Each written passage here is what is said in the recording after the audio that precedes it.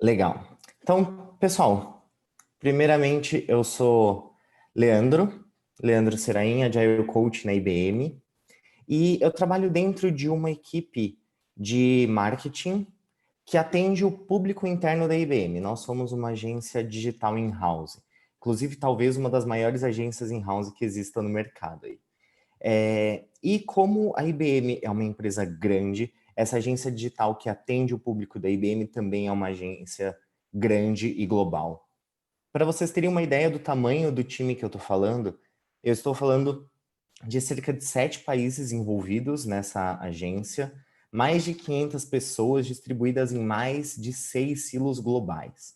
É muita gente envolvida, muitos países trabalhando juntos para atender todas as demandas que a própria IBM gera com relação a marketing digital e marketing presencial também. Aqui, desde o começo da transformação ágil, o desafio do ágil à distância já era inerente ao negócio. Nós tínhamos essa necessidade desde o começo e não foi a pandemia que trouxe esse assunto à tona. Na verdade, a pandemia do novo coronavírus, ele só deixou isso tudo mais evidente.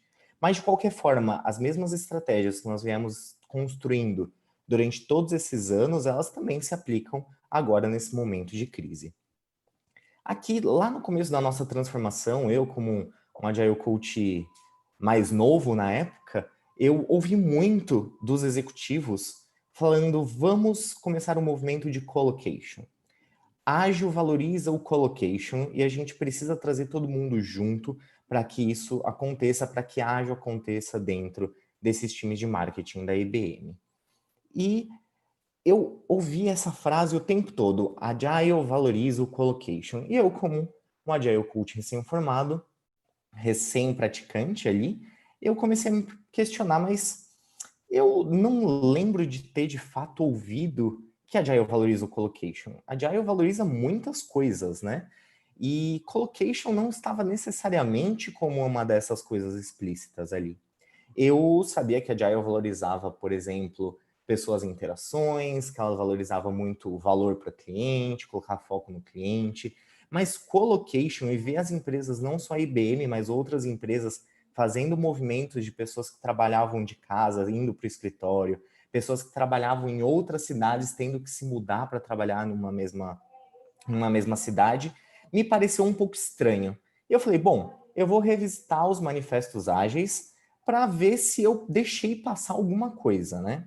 Então eu fui pelo menos primeiro pelo de desenvolvimento de software. Eu vi ali que indivíduos e interações são muito valorizadas, assim como a conversa face a face ela é muito valorizada. Mas de qualquer forma, eu estou tendo interação com diversos indivíduos aqui dentro do Festival Agile Trends e estamos tendo uma conversa face a face, mesmo que não presencialmente. Hoje em dia nós já temos tecnologia para adaptar isso. E não vi nada sobre colocation, sobre estar presente em um mesmo ambiente. Olhei para o artesão de software, manifesto ágil para artesão de software. E eu vi que não apenas indivíduos e suas interações, mas uma comunidade de profissionais. E a gente tem diversas comunidades profissionais que não estão presentes em um mesmo local físico. E nada de colocation até agora. Fui olhar para o Manifesto Ágil de Recursos Humanos e eu vi ali que eles valorizam muito redes colaborativas, também apoiar pessoas a se engajar, a crescer e ser feliz no seu local de trabalho, mas em nenhum momento é dito aonde tem que ser esse local de trabalho. Se ele precisa estar de fato debaixo de um mesmo teto, ou então se a gente pode estar distribuído em diversos lugares no mundo, né? E dentro do de marketing aqui, eu vi que colaboração com foco no cliente é muito importante, mas a gente consegue colaborar hoje em dia de forma remota, talvez muito melhor do que no passado. E aí eu voltei naquela minha pergunta, será que de fato a Agile valoriza o colocation? Nós precisamos estar debaixo de um mesmo teto, dentro de um mesmo local, para ser ágeis? E a resposta para mim é não. Na verdade, a Agile não valoriza explicitamente o colocation. A Agile valoriza a colaboração. E eu concordo que colaborar estando no mesmo lugar, estando fisicamente presente, é muito mais fácil do que colaborar à distância. Mas ela não deve ser uma pedra no caminho. A gente precisa aceitar que nem sempre existe a possibilidade de estar todo mundo junto, e a pandemia veio justamente para mostrar que isso não depende apenas de negócios, fatores externos também podem influenciar nessa decisão de não estar juntos. Bom, tendo tirado essa pedra do caminho, que a Agile não valoriza o colocation, mas sim a colaboração, vamos entender quais são esses desafios. Eu acho que o principal desafio que nós temos para ter um Agile à distância é o desafio da longitude e latitude, que é um desafio, na verdade, sobre time zones, onde a longitude machuca e a latitude mata. Eu vou explicar melhor isso.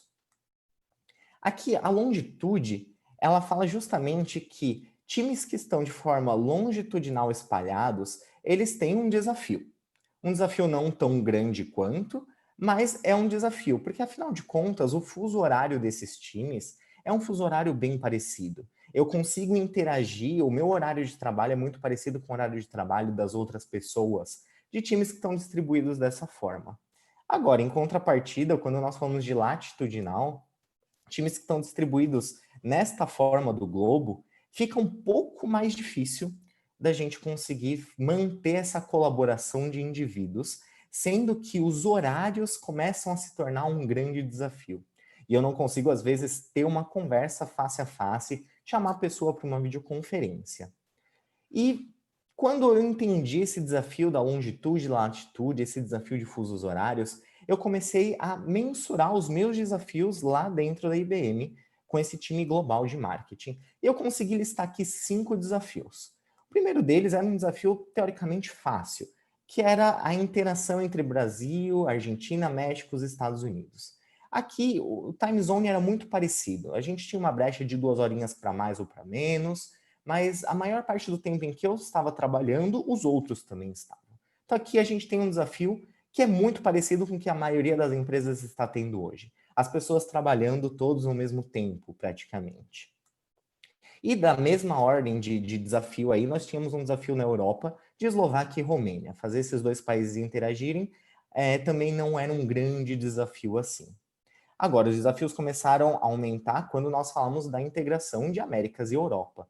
Como que eu fazia com que os times que precisavam interagir nesses dois continentes interagissem? Sendo que metade do horário útil de um não batia com o horário útil, muitas vezes, do outro. E da mesma forma, nós tínhamos o desafio com Europa e Ásia. Mas o último grande desafio aqui era justamente fazer a integração entre Ásia e Américas. Porque, afinal de contas, como que eu valorizo a colaboração, a interação entre os indivíduos, sendo que o meu horário de trabalho bate com o horário de descanso com outros membros da equipe? Como que eu faço para conversar com alguém que está dormindo? Fica muito difícil fazer esse movimento. Bom, para superar esses desafios, nós criamos 5 estratégias para que esse ágil à distância aconteça. E eu quero compartilhar essas 5 estratégias com vocês hoje. A primeira delas é entender que equipes distribuídas não são equipes locais. Não adianta a gente ficar perdendo tempo tentando replicar 100% o que uma equipe local faria para o que uma equipe distribuída deveria fazer. A gente vai acabar perdendo tempo discutindo coisas que é muito mais fácil aceitar e adaptar. Então, o primeiro passo é aceita que dói menos. Nós não estamos mais no mesmo lugar, nós estamos distribuídos, seja no mesmo time zone ou seja em outras time zones, mas nós precisamos adaptar. O segundo passo é entender o tamanho do desafio.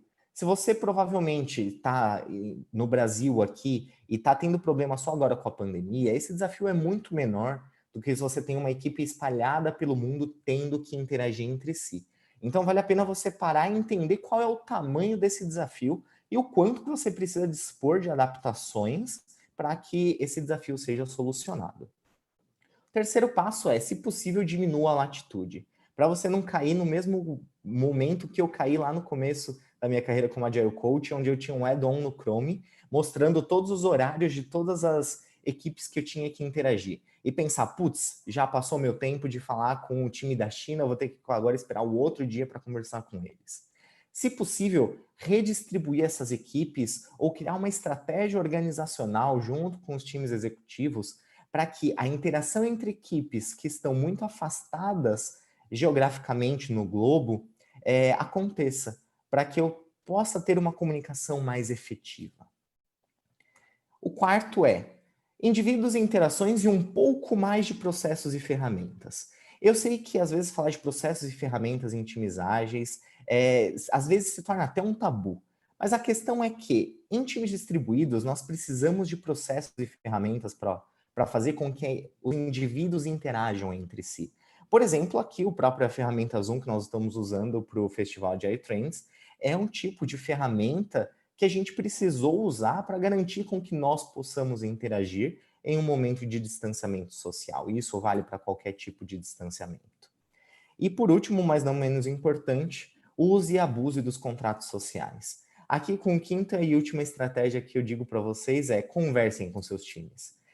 Exponham os desafios e exponham a complexidade para que esses times possam contribuir, para que não venha de uma estratégia top-down como resolver o desafio da distância, mas sim que haja uma colaboração entre indivíduos através de contratos sociais, para que vocês descubram estratégias táticas ali para resolver esses desafios dos contratos sociais, esses desafios do ágil à distância.